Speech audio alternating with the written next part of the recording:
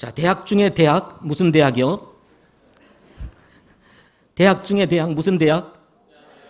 이거 확신이 없으세요? 하나님의 말씀이 모든 지식 위에 뛰어나다는 거 아시죠? 하나님의 말씀을 배우는 것만큼 값진 일이 없습니다. 더군다나 여러분 돈 안 들이고 배우는 것이라고 해서 값이 없는 게 아닙니다. 대학 들어가서 배우려면 한 학기에 막 400, 500씩 들어가고 거기다 기숙사비 들어가고 뭐 하면은 이게 1년에 한 1200 이상씩 들어갑니다. 뭐 용돈까지 들어가면. 그런데 교회는 은혜의 동산 아닙니까? 은혜의 동산. 예. 입학금 10,000원 이렇게. 그리고는 한 학기 동안 계속 은혜로 배웁니다. 그러나 이것이 절대로 이게 값이 없는 일이 아닙니다, 여러분. 자, 다시요. 대학 중에 대학, 무슨 대학? 예, 목자대학. 여러분이 꼭 아직 들어오시지 않으신 분들을 들어오셔서 배우시기를 바랍니다. 자, 오늘 하나님의 말씀은 우리 신명기 4장 1절부터 14절에 있는 말씀입니다.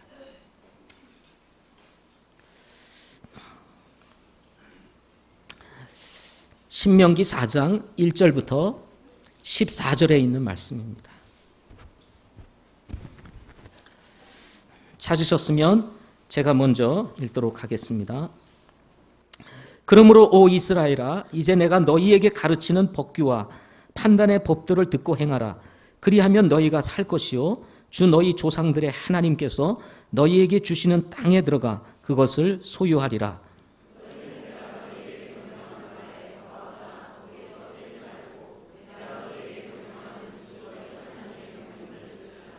주께서 바알 부올로 인해 행하신 것을 너희 눈이 보았나니 바알 부올을 따른 모든 사람을 주 내 하나님께서 너희 가운데서 멸하셨으되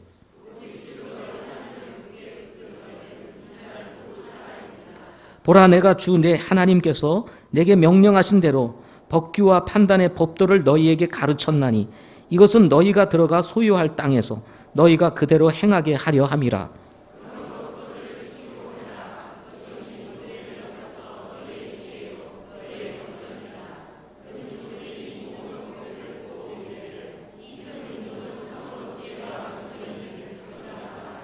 주 우리 하나님께서 우리가 그분을 부르며 구하는 모든 일에서 우리에게 가까이 계신 것 같이 하나님을 자기들에게 가까이 모신 그런 큰 민족이 어디 있느냐?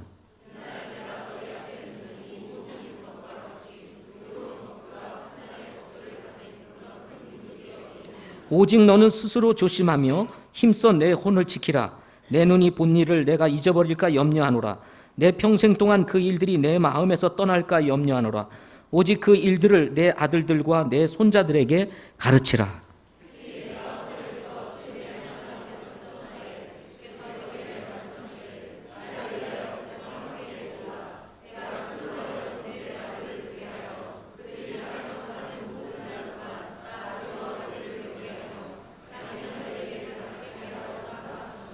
너희가 가까이 나와 산 밑에 섰는데 그 산은 하늘 한가운데까지 불이 붙었고 어둠과 구름과 짙은 어둠으로 덮였느니라.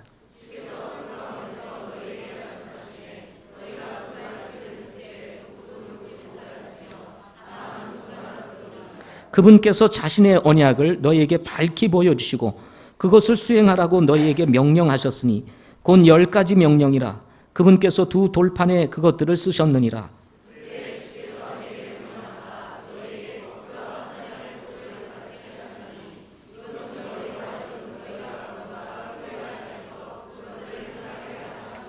아멘. 기도하시겠습니다. 좋으신 하나님, 선하신 하나님, 존귀하신 하나님, 주님의 이름을 찬양합니다. 오늘 이 예배를 주님께서 흠양하시고 하나님이 받으시는 복된 예배되게 하여 주옵소서.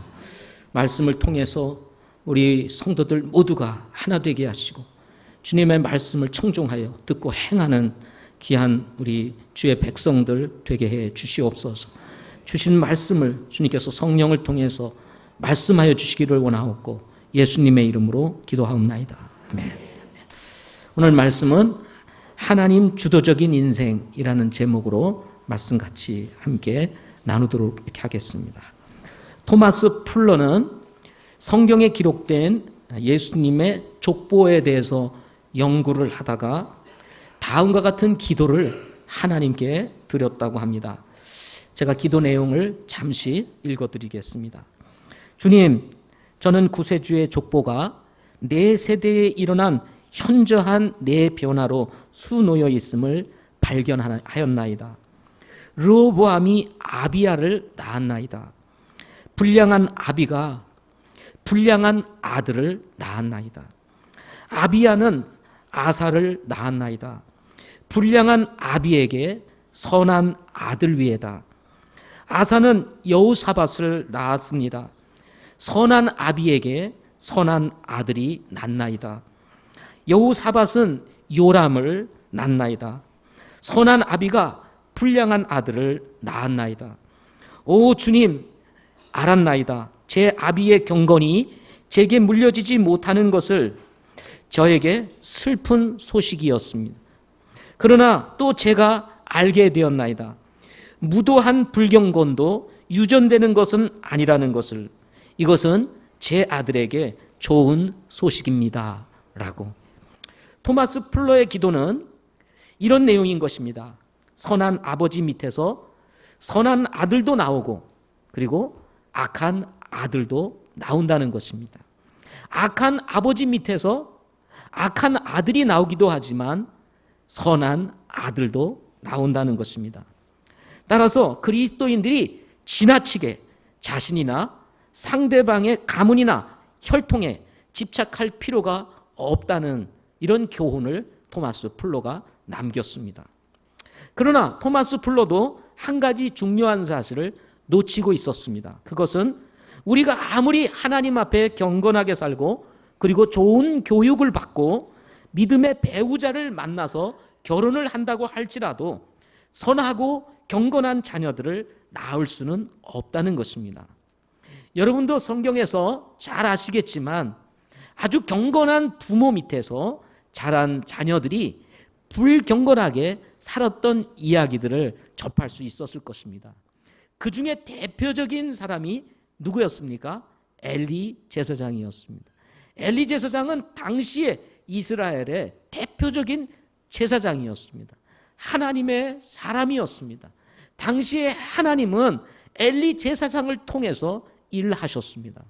그는 하나님을 섬기는 제사장이었고 하나님을 섬기는 하나님의 종이었습니다.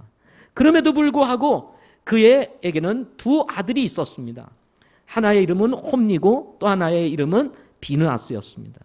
아버지와 달리 홈니와 비느하스는 불경건한 자손이었습니다. 다른 말로 얘기하면 아버지의 길을 가지 아니하고 각각 자기의 길을 갔던 그런 못된 자녀들이었다는 것입니다. 이 엘리 제사장을 이어서 이스라엘에서 지울 수 없는 또 한 사람의 하나님의 사람이 나옵니다. 누구죠? 사무엘입니다. 사무엘 시대에 하나님께서는 사무엘을 쓰셔서 이스라엘에게 평안을 가져다 주었습니다. 사무엘이 살아있는 동안 주변 어떤 나라도 이스라엘을 침공하지 못했습니다. 하나님께서는 사무엘을 축복하셨고 사무엘은 하나님의 말씀에 철저히 순종하면서 주님의 일을 했던 사람이었습니다.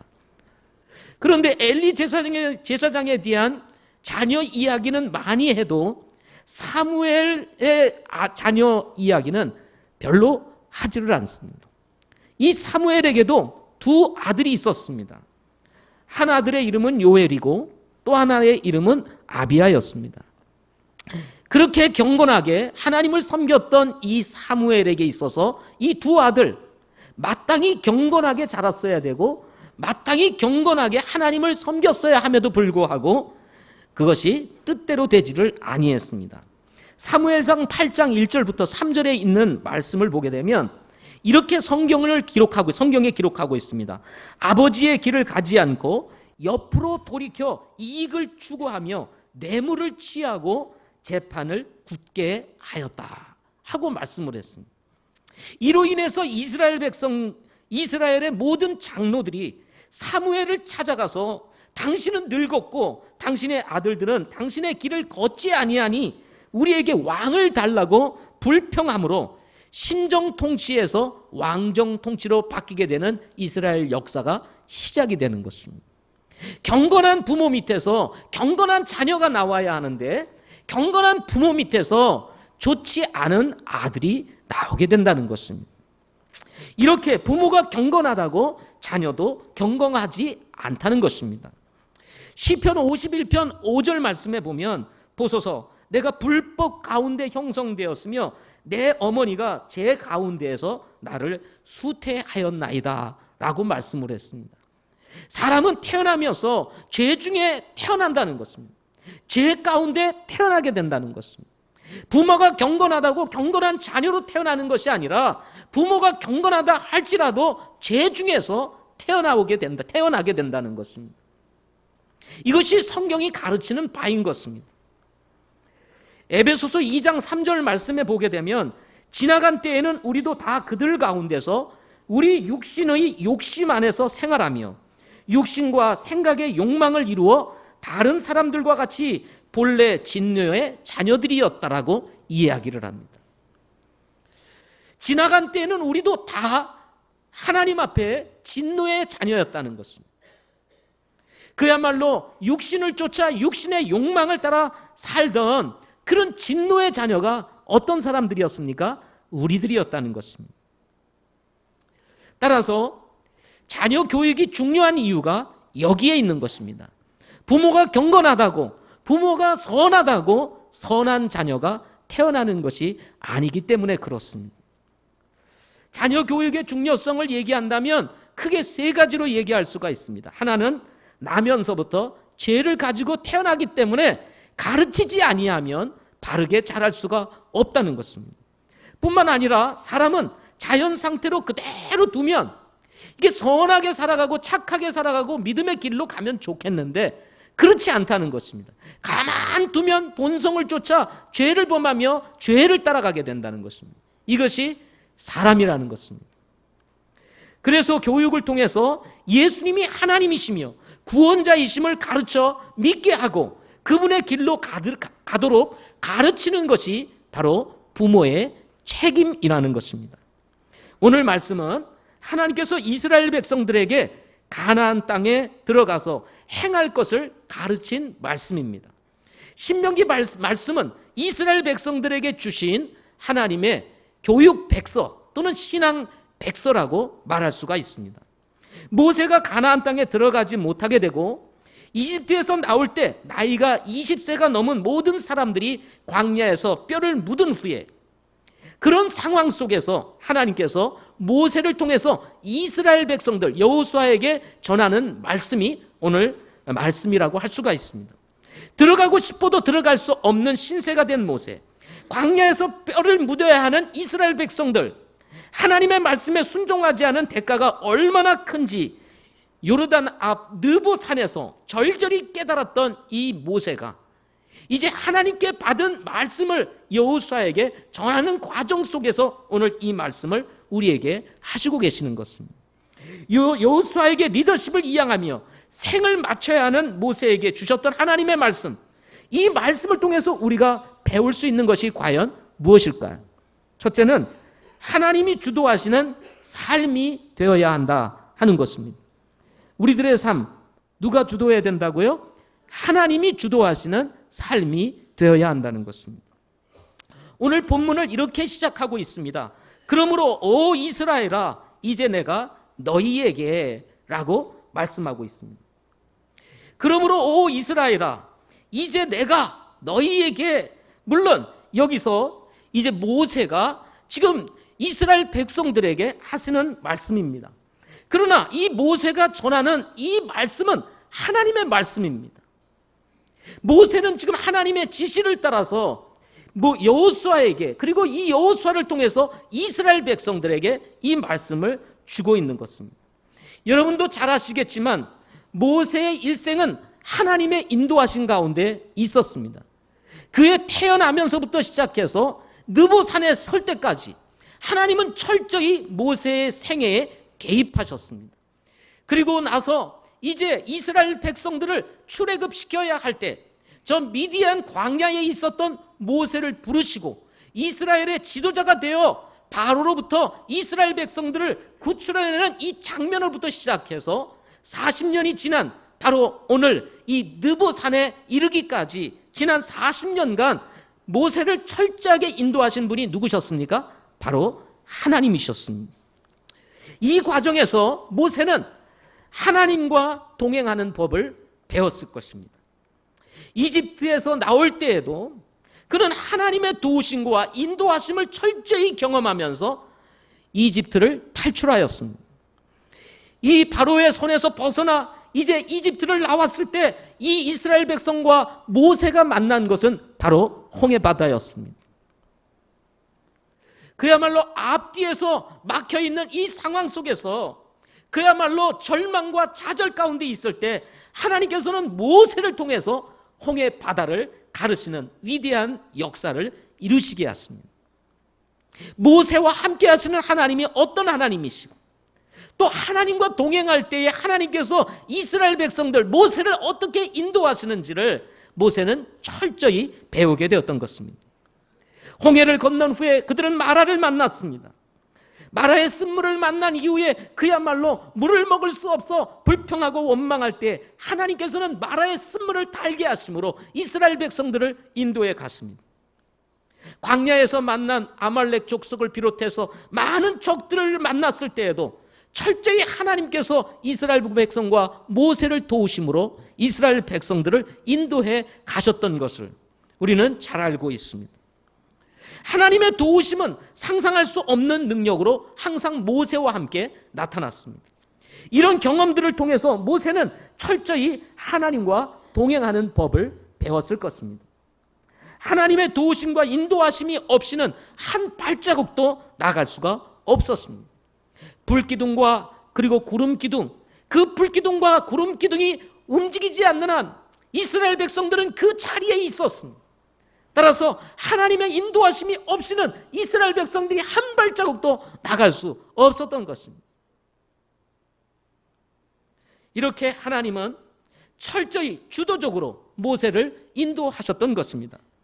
모세가 믿는 하나님이 어떤 분이신지 모세는 확실하게 알게 되었고 확실하게 배우게 되면서 하나님은 자신이 어떤 분이신지를 모세에게 알려주셨던 것입니다. 하나님께서 모세에게 자신을 두고 이렇게 본문에서 이 얘기를 합니다. 여호수아에게 전하는 이스라엘 백성들에게 전하는 이 말씀을 통해서 1절 중반을 넘어서 보게 되면 주 너희 조상들의 하나님께서 너희에게 주시는 땅에 들어가 그것을 소유하리라 라고 말씀하면서 모세를 통해서 하신 말씀이 뭐냐면 주 너희 조상들의 하나님이라고 말합니다. 무슨 말입니까? 하나님께서 모세를 통해서도 역사하셨지만 이미 이전에 조상들을 통해서 약속하셨던 말씀을 이루시는 하나님이시라는 것을 모세를 통해서 이스라엘 백성들에게 전해주고 있었던 것입니다. 이전의 조상은 아브라함이었습니다. 하늘과 하늘의 별과 같이 그리고 바다의 모래와 같이 자손을 번성케 하시고 민족을 이루게 하실 것이라고 하나님께서 아브라함에게 약속하셨습니다. 창세기 15장 13절부터 16절 말씀을 보게 되면 아브라함이 하나님 앞에 번제를 드리게 됩니다. 양을 잡기도 하고 새를 잡기도 했는데 새의 배를 가르지 아니하고 이제 제사를 드리게 되었습니다.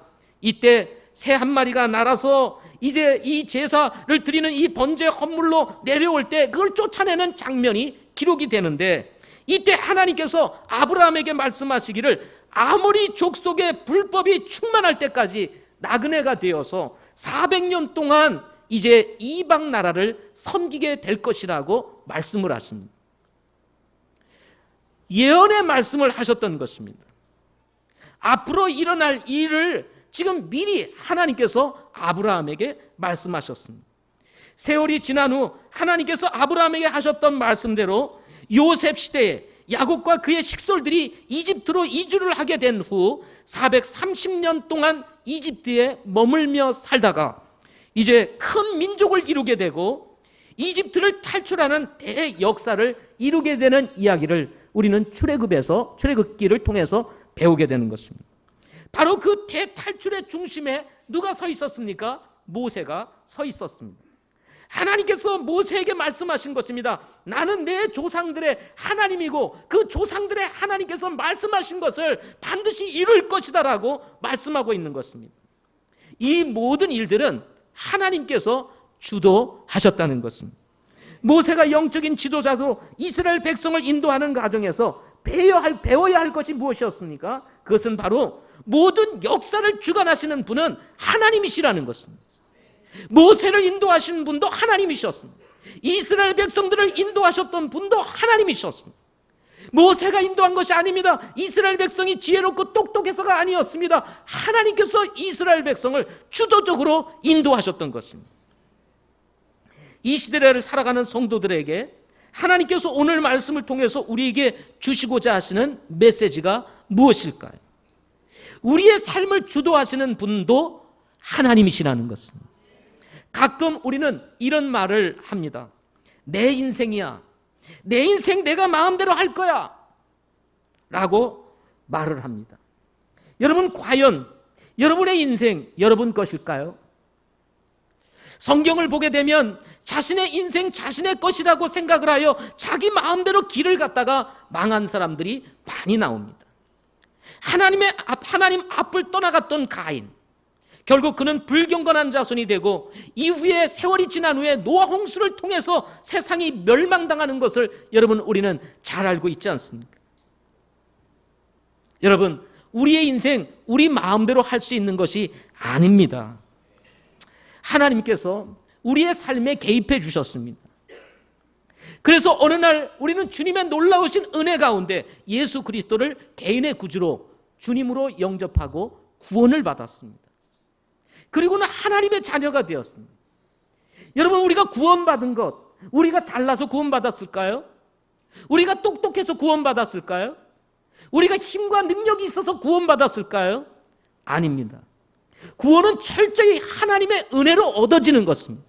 우리가 할 수 있는 것은 아무것도 없습니다. 하나님은 주도적으로 사랑하는 독생자 예수 그리스도를 이 세상에 보내주시고 우리가 아무것도 생각하지 못하고 우리의 운명조차도 알지 못할 때 그분은 우리를 대신해서 십자가에 피 흘려 돌아가심으로 말미암아 우리의 모든 죄를 대신 지시고 십자가에 죽으심으로 우리 죄를 사하여 주셨다는 것입니다. 그리고는 그 이루신 사건을 통해서 믿는 자마다 누구든지 예수님을 믿고 구원받을 수 있도록 역사하셨다는 것입니다. 여러분, 우리가 구원을 받고 오늘 이 자리에서 주님을 섬길 수 있는 것은 이런 우리의 삶에 주도적으로 역사하시는 하나님의 은혜 때문이라는 사실을 우리는 기억해야 하는 것입니다. 내 마음대로 할 수 있는 인생 아니라는 얘기입니다.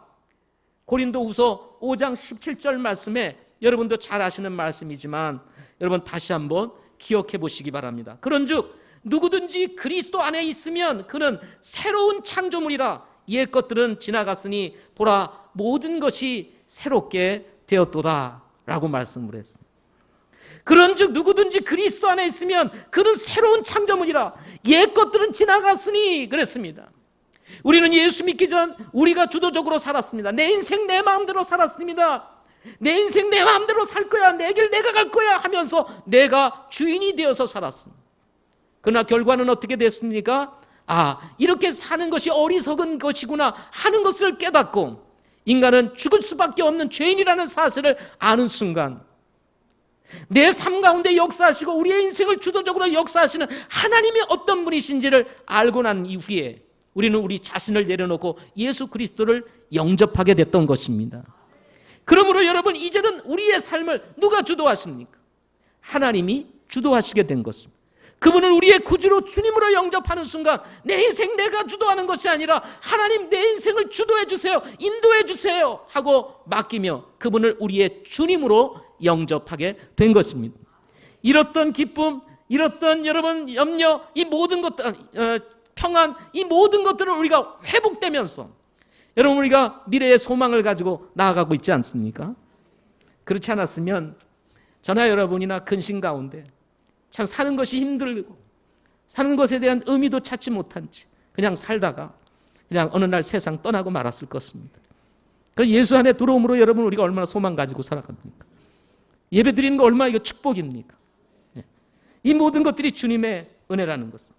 갈라디아서 2장 20절에 이렇게 말씀합니다. 내가 그리스도와 함께 십자가에 못 박혀 있나니 그럼에도 불구하고 사노라. 그러나 내가 아니요 그리스도께서 내 안에 사시느니라.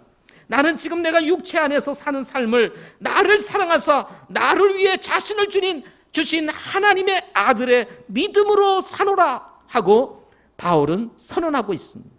그렇습니다. 이제는 우리가 그리스도 안에 죽었습니다. 그러나 이제 내가 사는 것은 하나님의 아들을 믿는 믿음으로 산다, 이렇게 말씀하고 있는 것입니다. 여러분, 우리의 삶을 누가 주도해야 합니까? 주님이 주도해야 합니다. 그래야 여러분 우리가 사는 것입니다. 예. 두 번째로, 주저하지 말고 하나님께서 가르치시는 대로 행하라 하는 것입니다. 신명기 4장은 모세가 요르단강을 건너기 전 느보산에서 뼈를 묻어야 하는 상황을 배경으로 모세가 여호수아에게 전하는 말씀입니다. 이때 신명기 3장 23절부터 29절의 말씀을 보면 모세가 하나님 앞에 간절히 기도를 하는 내용이 나옵니다. 모세의 기도 제목은 다음과 같은 기도 제목이었습니다. 하나님은 위대하시고 뛰어나신 분으로서 땅과 하늘의 어떤 신도 하나님과 같이 행하실 수 있는 분이 없다고 이 얘기를 한 이후에 이 모세가 하나님 앞에 이렇게 기도를 해요. 하나님, 요르단 건너편에 있는 저 좋은 땅, 가나안 땅, 레바논이 있는 저 땅, 그 저 땅을 보게 해주세요. 다른 말로 얘기하면 하나님, 요르단강을 건너 저 가나안 땅으로 들어가서 하나님이 약속하셨던 그 가나안 땅을 나로 하여금 보게 해주세요 하고 기도합니다. 간청했다, 이렇게 나옵니다. 그런데 이렇게 기도하시는 이 모세의 기도를 하나님께서 이렇게 외면하십니다. 뭐라고 말씀하십니까? 신명기 3장 26절에 보면 그만하면 내게 충분하니 이 일로 다시는 내게 말하지 마라. 하나님께서 지금 이 모세를 향해서 얘기하는 거예요. 그만하라, 그만하라. 그만 기도하면 됐다. 그러니 더 이상 이 일로 더 이상 말하지 말라 하고 이 모세의 기도를 거절하시는 것을 보게 된다는 것입니다. 그리고는 하나님께서 모세에게 말씀하셨던 것을 여호수아에게 전해주는 말씀이 바로 4장인 것입니다. 이때 여러분 모세의 심정이 어땠을까요? 여러분 생각해 보십시오. 우리는 이제 남북이 이제 분단이 되면서 저 참 가고 싶은 실향민들이 좀 고향을 가고 싶어도 갈 수가 없습니다. 늘 그리움에 사무쳐 있습니다. 오죽하면 그리운 군간상이라고 노래까지 나왔겠어요. 예? 이 모세야말로 누구보다도 어디에 들어가고 싶었겠어요? 가나안 땅에 들어가고 싶었을까? 하나님이 약속하신 땅, 젖과 꿀이 흐르는 땅, 하나님께서 정말 이 조상들에게 약속하셨던 그 땅을 얼마나 가보고 싶었겠어요. 그럼에도 불구하고 그는 이제 그 땅을 바라본 채 느보산에서 자신의 생을 마쳐야만 했던 것입니다. 신명기 3장 27절에 이렇게 말합니다. 내가 요르단을 건너지 못하리라. 그냥 딱 잘라서 거절을 하십니다. 더 이상 말을 못하게 만들었어요. 요르단을 건너지 못하는 모세가 요르단을 건너는 여호수아에게 하나님께서 주신 말씀을 전하는 것입니다. 뭐라고요? 내가 너희에게 가르치는 법규와 판단의 법도를 듣고 행하라. 그리하면 너희가 살리라. 주 너희 조상들의 하나님께서 너희에게 주시는 땅에 들어가 그것을 소유하리라 하고 말씀을 하고 있는 것입니다. 여러분 다시 한번 지금 모세의 심정을 생각하면서 지금 모세가 여호수아에게 주는 이 말씀을 다시 한번 생각하면서 들어보십시오. 내가 너희에게 가르치는 법규와 판단의 법도를 듣고 행하라. 그리하면 너희가 살리라. 주 너희 조상들의 하나님께서 너희에게 주시는 땅에 들어가 그것을 소유하리라. 이때 모세는 자신이 하나님의 말씀을 불순종했던 사건을 기억했을 것입니다.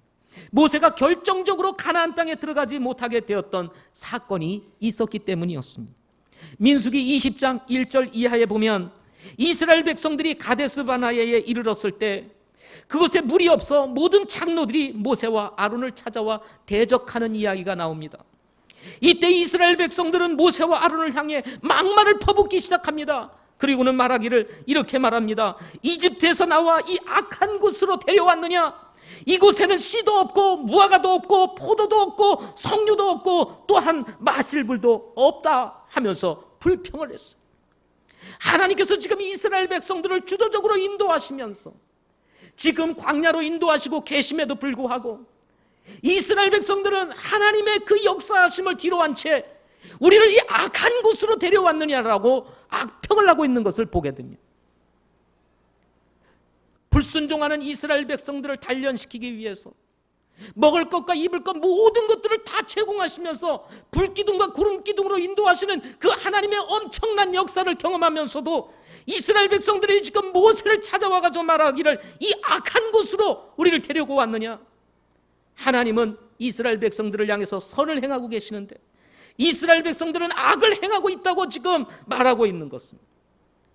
모세는 이렇게 불평하며 악평하는 이스라엘 백성들을 뒤로 한 채 하나님 앞에 나아가 땅에 얼굴을 대고 엎드려 기도하게 됩니다. 이때 하나님께서 모세에게 나타나셔서 말씀하십니다. 뭐라고 말씀하십니까? 너는 막대기를 가지고 내 형 아론과 더불어 지폐를 함께 모으고 너희는 그들의 눈앞에서 반석에 말하라. 그리하면 그것이 자기 물을 내리니 너는 그 반석에서 나오는 물을 그들에게 주어 회중과 그들의 짐승이 마시게 할지니라 하고 민수기 20장 8절에 말씀하십니다. 하나님께서 엎드려 얼굴을 대고 기도하는 이 모세, 불평하며 이 모세를 대적하고 있는 이스라엘 백성들을 두고 하나님 앞에 엎드려 기도하고 있는 이 모세를 향해서 하나님께서 말씀하시는 거예요. 반석에 말을 하라. 물이 나오기를 그친 그 반석을 향해서 말하라는 거예요. 그러면 하나님께서 그 그친 반석에서 다시 물을 나오게 하시겠다는, 그래서 사람도 먹고 짐승도 먹게 하라.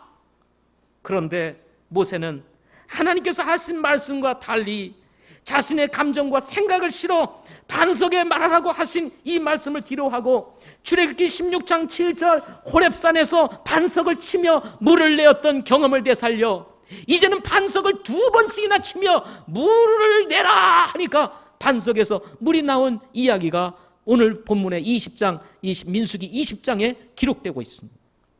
이 사건을 두고 하나님께서 모세에게 말씀하십니다. 주께서 모세와 아론에게 이르시되 너희가 나를 믿지 아니하고 이스라엘 자손의 눈에서 나를 거룩히 구별하지 아니하였나니 그러므로 너희는 이 회중을 내가 그들에게 준 땅으로 데리고 들어가지 못하리라. 결국 모세는 하나님께서 물을 내라고 말씀만 하라고 했는 것을 2번씩이나 반석을 침으로 말미암아 하나님을 거룩히 구별하지 못함으로 인해서 결국 모세가 가나안 땅에 들어가지 못하게 되었다고 말씀을 하고 있는 것입니다. 바울은 후에 이 사건을 기록하면서 이 반석을 예수 그리스도라고 말을 합니다. 예수 그리스도, 그분을 통해서 생수의 강이 흐르게 하셨던 놀라운 은혜가 우리에게 주어진 것 아십니까? 목마른 자들아 다 내게로 오라. 내가 너희를 어떻게 해요? 해갈해 주겠다.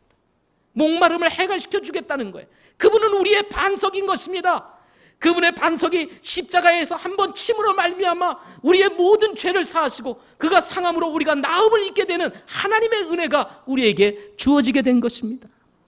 그런데 여러분, 이제는 한번 십자가에 달려 돌아가신 분의 은혜로 인해서 우리가 이 생명의 생수를 얻게 되었는데 이 모세는 그냥 물을 내라 그랬는데 또다시 2번이나 반석에 지팡이를 친 거예요. 그래서 하나님께서 이 사건을 두고 나를 거룩히 구별하지 아니하였다 이렇게 말을 합니다. 히브리서 6장 6절에 보면 어떤 사람들이 예수님을 다시 십자가에 못 박는 사건에 대한 이야기를 기록하면서 예수님을 다시 십자가에 못 박는 것은 나를 모욕하는 것이다 라고 이야기를 합니다. 마치 이 모세가 반석을 2번 친 것은 예수님을 마치 십자가에 2번 못 박는 것과 같이 하나님을 모욕하는 일과 같았던 것입니다. 결국 이 일로 인해서 이 모세는 하나님께서 약속하신 거룩한 땅 가나안에 들어갈 수가 없게 되었던 것입니다. 결국 모세가 건너지 못함으로 인해서 가슴에 정말 안타까움을 품은 채 여호수아에게 주저하지 말고 하나님께서 가르치신 대로 행하라고 지금 말씀을 하고 있는 것입니다.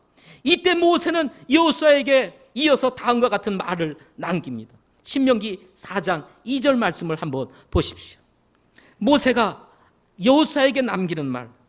자, 한번 같이 읽어보겠습니다. 시작.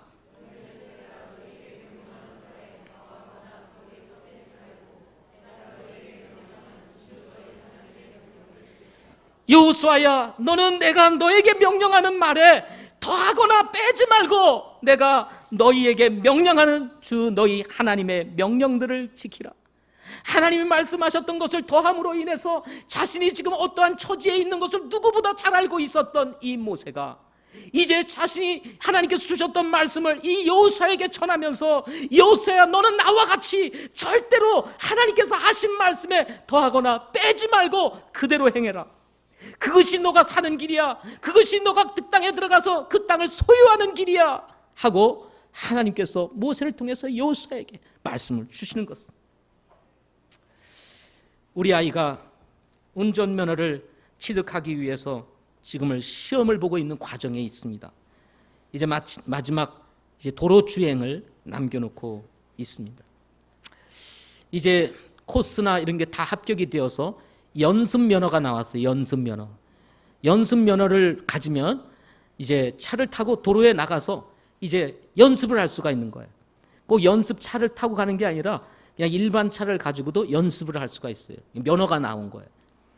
그래서 제가 이제 연습할 수 있는 기회가 생겨서 한적한 곳에 가가지고 이제 연습을 시키게 되었습니다. 저도 초기 이제 면허를 따가지고 운전을 하러 나갔을 때 얼마나 떨렸는지 말도 못합니다. 나가자마자 차를 받았어요. 다행히 살짝 받아가지고 저는 너무나 긴장이 돼가지고 차에서 내리지도 못하고 그냥 벌벌벌 떨고 있었더니 앞에 있는 차가 딱 운전기사가 내리더니 저한테 딱 오더니 당신 술 취했어? 그러더라고요. 그래가지고 술 취한 게 아니라 제가 지금 처음 운전을 하다 이렇게 됐다 그러니까 가만히 살펴보더니 아무 문제가 없으니까 그냥 가더라고요. 두려운 마음과 기대하는 마음이 교차하면서 제가 딸에게 운전대를 넘겨주었습니다. 그리고는 제가 그 전에 미리 한 말이 있어요. 그것은 뭐냐면 운전은 실수를 용납하지 않는다 하는 것이었습니다. 야, 뭐 그냥 한번 실수하면 또 다시 하면 되지. 여러분, 운전을 하다가 실수하면 그냥 사고예요. 그냥 사고예요. 뭐 실수를 용납하고 뭐 그냥 다시 할 수 있는 게 아니에요. 그냥 바로 사고로 들어가는 거예요. 차가 망가지든지 사람이 다치든지 아니면 죽든지 뭔가 하나가 되는 거예요. 그래서 절대 운전을 할 때 뭐를 하면 안 돼요? 실수를 하면 안 되는 것입니다. 한 방울 떨어지는 물이 바위를 뚫는다는 말이 있습니다. 작은 실수들이 인생을 망치게 만든다는 사실을 우리는 결코 망각해서는 안 됩니다. 하나님의 말씀이 별로 중요하지 않다 생각해서 하나님의 말씀을 가벼이 여기고 그 말씀을 빼버리고 내 마음대로 내 생각을 가지고 행하게 되었을 때 여러분, 우리의 삶이 망가지게 되고 모세와 같이 들어가서 누릴 수 있는 가나안의 복지를 우리가 빼앗기게 되는 아쉬움을 남길 수 있게 된다는 것입니다. 그리스도인의 삶이 풍성해지지 못하고 뭔가 잡을 수 있는 것을 잡지 못하는 것은 우리가 혹시 하나님께서 우리에게 주신 말씀들을 가벼이 여기고 그 말씀 대신에 우리의 생각이나 우리의 이론을 집어넣어서 그곳에다가 우리가 가고 있기 때문에 여러분, 우리가 진짜 영적으로 누려야 될 삶을 누리지 못하고 있는지도 모른다는 것입니다.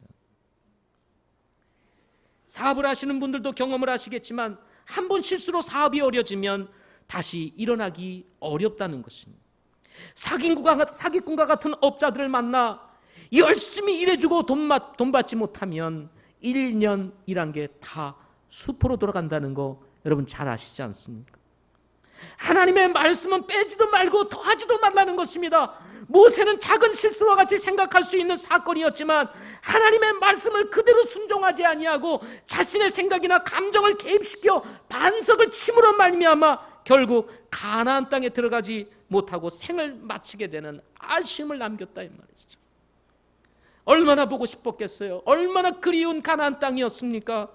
그런데 그것을 저 멀리 내다보면서 들어가지 못하는 이 모세의 심정을 여러분 한번 생각해 보시기 바랍니다. 저는 성지순례를 통해서 이 모세가 서 있었던 느보산에 한번 올라가 보게 되었습니다. 요르단 강 평지를 저 너머에 가나안 땅이 멀리 바라보여요. 걸어서도 갈 수 있는 땅입니다.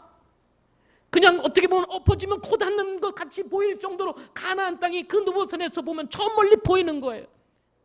그 가나안 땅을 바라보면서 건너가지 못하고 이제 자신의 뼈를 묻어야 하는 이 모세의 심정.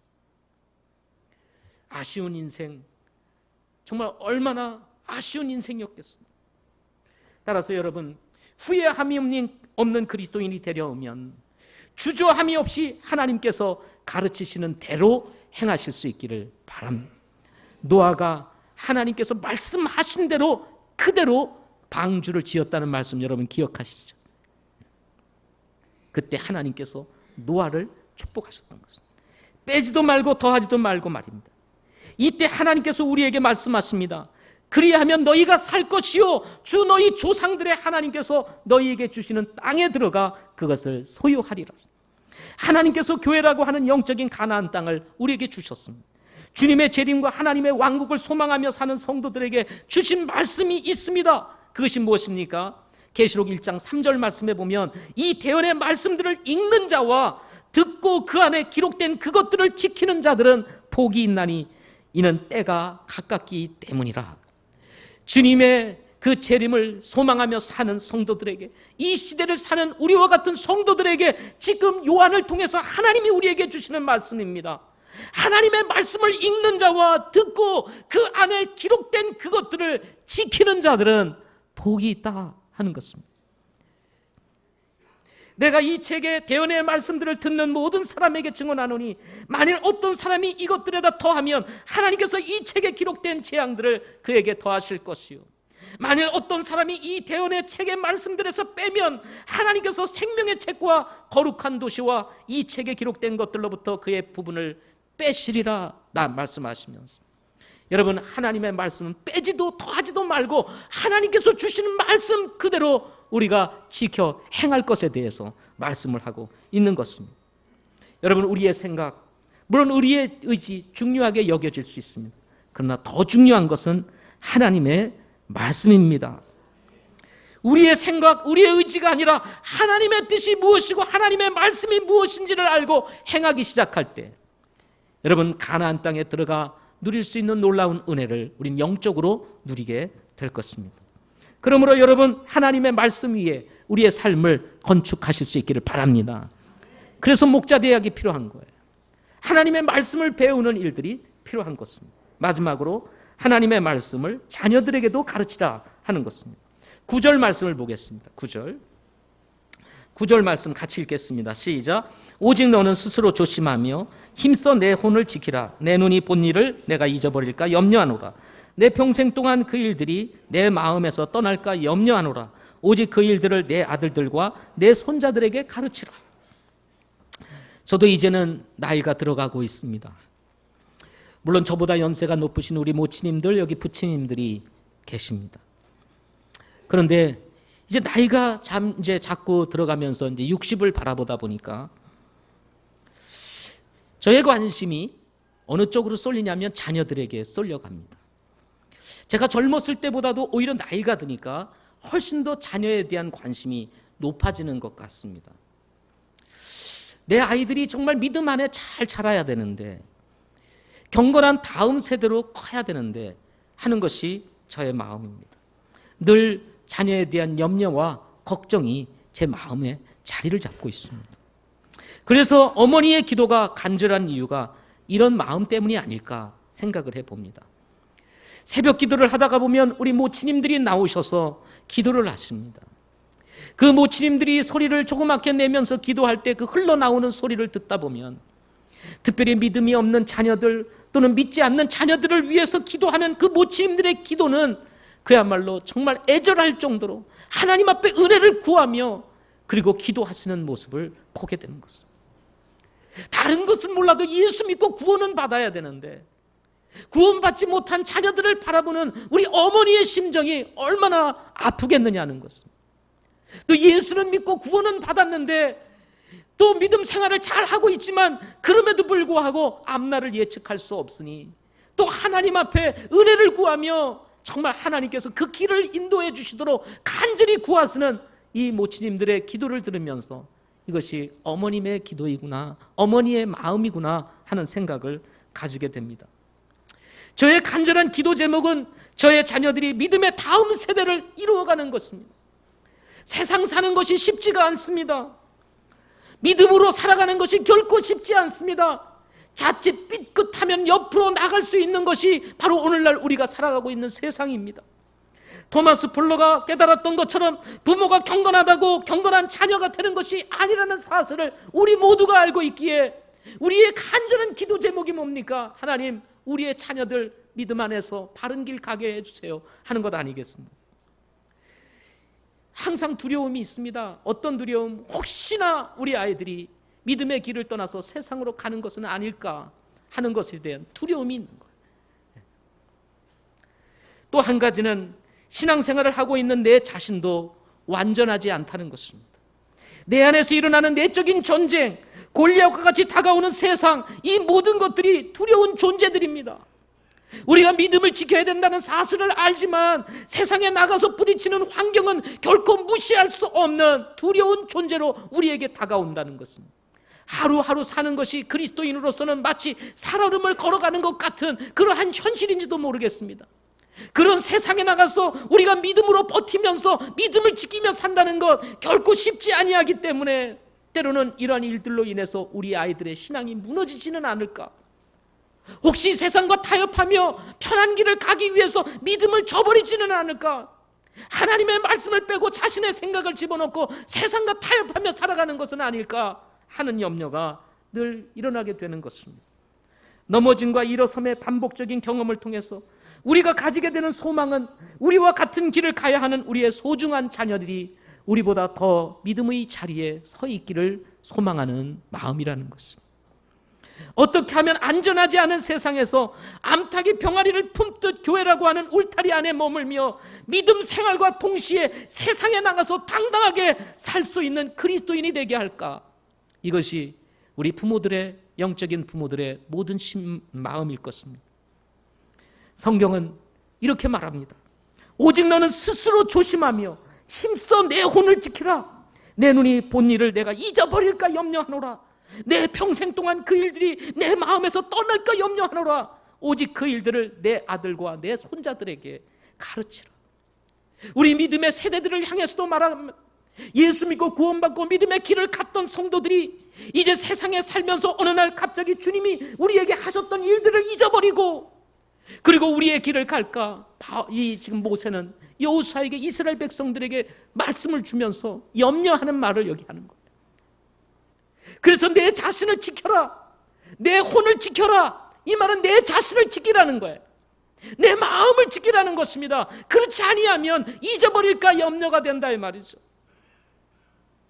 그리고는 너희들이 보았던 것, 경험했던 것, 그리고 정말 하나님께서 역사하셨던 그 모든 사실들에 대해서 내 아들들과 내 손자들에게 가르쳐서 믿음의 다음 세대를 이루어 가도록, 우리의 세대만으로 끝나는 것이 아니라 우리의 다음 세대들에게도 우리가 가졌던 신앙, 우리가 가졌던 믿음, 우리가 만났던 하나님, 그 하나님을 바르게 믿을 수 있도록 가르쳐라 하고 말씀을 하고 있는 것입니다. 왜냐하면 하나님이야말로, 하나님의 말씀이야말로 이스라엘 백성으로 하여금 큰 민족을 이루게 하는 지혜와 명철이 되기 때문이라고 신명기 4장 6절에서 말씀하고 있습니다. 이 세상을 살아가는 데 있어서 여러분, 우리의 지혜와 명철, 그게 뭡니까? 하나님의 말씀이에요. 지금 우리 자녀들에게 필요한 것이 과연 무엇일까요? 좋은 서적일까요? 우리 어느 목사님이 책을 한 권 읽고 감동을 받아가지고 우리 목사님들에게 책을 추천을 해 주었습니다. 그 책 이름이 뭐냐면 푸르미 아빠의 몰입독서라고 하는 책이었어요. 푸르미 아빠의 몰입독서. 자녀를 어떻게 가르칠 것인가, 아이에게 어떻게 가르칠 것인가, 그러면서 아이가 몇 살 때 어떤 책을 반드시 읽혀야 된다, 그리고 몇 살 때는 어느 책을 읽혀야 된다 하고 아주 구체적으로 다루고 있는 책입니다. 손자를 낳은 목사님이 너무 감동이 되었던지 그 책을 저희들에게 소개를 해 주었어요. 근데 제가 가만히 생각을 해보았습니다. 물론 좋은 서적을 우리 아이들에게 읽혀주는 것 정말 중요합니다. 그러나 그보다 더 중요한 것은 좋은 서적을 읽히기 이전에 우리는 하나님의 말씀을 우리 아이들에게 가르쳐야 된다는 것입니다. 살아있는 하나님의 말씀, 우리의 인생의 길잡이며 우리의 생명의 길되는 이 하나님의 말씀을 우리 자녀들에게 가르치고 우리가 평생 두려워야 될 하나님이 어떤 분이신지를 우리는 우리 하나님의 말씀을 통해서 우리 자녀들에게 가르쳐야 된다는 것입니다. 우리가 크리스찬 스쿨을 하면서 우리가 가지고 있는 목표 중에 하나는 우리 아이들에게 언어의 능력을 가르치는 것입니다. 그래서 우리나라 교육이 열심히 영어를 가르쳐도 시험은 잘 봐도 영어는 못하고, 그래서 우리 아이들은 영어는 할 수 있도록 가르치자. 이 글로벌한 시대에 이 수건 영어 문제 해결하지 못해가지고 이 난리냐. 그러니 우리 이 크리스찬 스쿨에서는 이 영어 문제는 해결해 주자. 이래서 영어와 중국어를 우리에게 가르칩니다. 저는 이것이 이제 사회에 나갔을 때 하나의 경쟁력이 될 거라 이렇게 생각을 해서 이 두 가지 언어를 우리 아이들에게 잘 가르쳐야 되겠다 생각을 갖습니다. 그러나 언어보다 더 중요한 것, 영어보다 더 중요하고 여러분 중국어보다 더 중요하고 이 세상에 어떤 실력을 쌓는 것보다 더 중요한 것, 그것은 하나님을 바르게 하는 것입니다. 하나님을 바르게 알고 하나님을 두려워할 줄 알고 하나님께서 명령하신 그 말씀들을 지켜 행하는 것, 이것이 더 중요한 것입니다. 왜냐하면 예수님이 길이요 진리요 생명이기 때문인 것입니다. 결론적으로 저는 전도서 기자가 이 세상을 살면서 그가 누렸던 모든 것들을 다 누려보고 그리고 세상을 살피고 연구한 가운데 내린 결론의 이야기를 여러분에게 읽어드리면서 오늘 말씀을 마치고자 합니다. 선포자는 애를 써서 받아들일 만한 말씀들을 찾았는데 여기 기록된 것은 올바른 것이요 곧 진리의 말씀이로다. 지혜로운 자들의 말씀들은 가지채들 같고 지폐의 스승들이 굳게 박은 못들 같나니 이것은 한 목자께서 주신 것이라. 내 아들아, 또한 이 말씀들로 경고를 받으라. 많은 책을 짓는 것은 끝이 없고 많이 공부하는 것은 육체를 피곤하게 하느니라. 우리가 전체 일의 결론을 들을지니 하나님을 두려워하고 그의 명령들을 지킬지어다. 이것이 사람의 온전한 본분이니라. 이 세상의 일을 다 살펴보고 공부해보고 연구해보고 내린 결론이 뭐냐?